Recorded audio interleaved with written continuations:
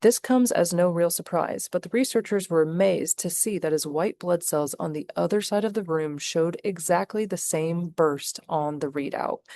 Both readouts were essentially identical. The electrical currents of the cells were suddenly just as erratic as the currents in his body. The researchers turned off the projector, and the electrical activity in both the man and his blood cells across the room returned to normal.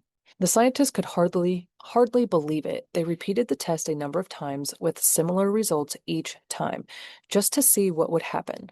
The test was repeated again, but the distance between the patient and his white blood cells was increased.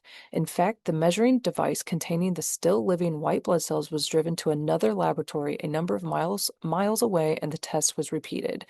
Keeping precise records of the times and electrical activities of the man in the room and his cells several miles away, the researchers repeated the experiment again and again.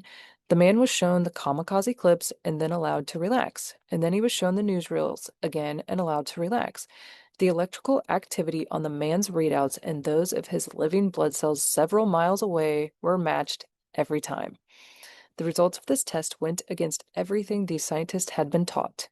Ask anyone whether a man who gets upset watching a movie can make his blood cells act upset many miles away, and you'll probably be laughed at. It sounds impossible, yet it happened.